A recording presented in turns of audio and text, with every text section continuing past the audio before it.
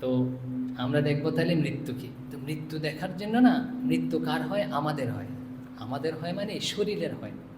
এই শরীর হচ্ছে, আমাদের দেখতে পাচ্ছি শরীর হচ্ছে তিনটা, তিন প্রকার শরীর রয়েছে। শরীর তো নষ্ট হবে, এটা তো কোনটা নষ্ট হবে, কোনটা কখন গিয়ে নষ্ট হবে, কোনটা থাকবে না, এটা জানতে হবে। যে শরীর হচ্ছে তিনটা, এই তিন প্রকার শরীর রয়েছে আমাদের। এই তিন প্রকার শরীর আমরা জানব। তারপর হচ্ছে মৃত্যু। তো আমরা ভাবছি না আজকে আমাদের মৃত্যুটা না হোক, তো আগামী সপ্তাহে যদি মৃত্যু হয় ভালো। তো আবার মৃত্যুর কথা বলা যায় না কখন আসে, তো আনুমানিক বলছি আর কি, আগামী সপ্তাহে তাহলে মৃত্যু হতে পারে। মৃত্যু মানে আমাদের পাঠ, বুঝতে পারছি।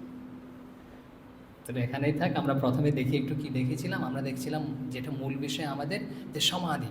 শ্রীরামকৃষ্ণদের সমাধি হচ্ছে, অনেকে বুঝতে পারছে না সমাধির সময় মৃত্যুর চিহ্ন সবগুলো বাইরে প্রকাশিত হচ্ছে, প্রকাশ পাচ্ছে।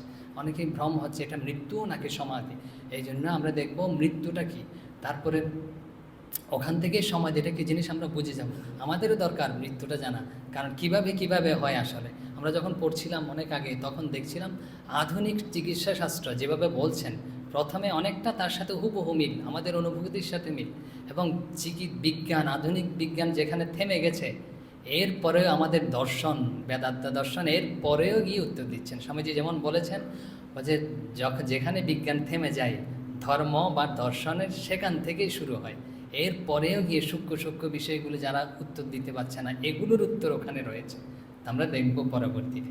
আমরা এর মধ্যে কি দেখেছিলাম, যে যুধিষ্ঠিরের প্রশ্ন উত্তর, যে লোকপ্রিয় কিভাবে হওয়া যায়, অভিমান ত্যাগ করলে লোকপ্রিয় হওয়া যায়, শোক কীভাবে অতিক্রম করা যায়। আমরা দেখেছি ক্রোধ ত্যাগ করলে শোক অতিক্রম করা যায়। ধনী কীভাবে হওয়া যায়, আমার মনে যখন সন্তুষ্টি আসবে না তখনই আমি ধনী হতে পারবো। সুখী কীভাবে হওয়া যায়, যে লোভ ত্যাগ করলেই সুখী হওয়া যায়। আর শ্রীরামকৃষ্ণ, আমরা তো সবাই মানুষ না, মানুষ হতে হলে মানহুষ হতে হবে।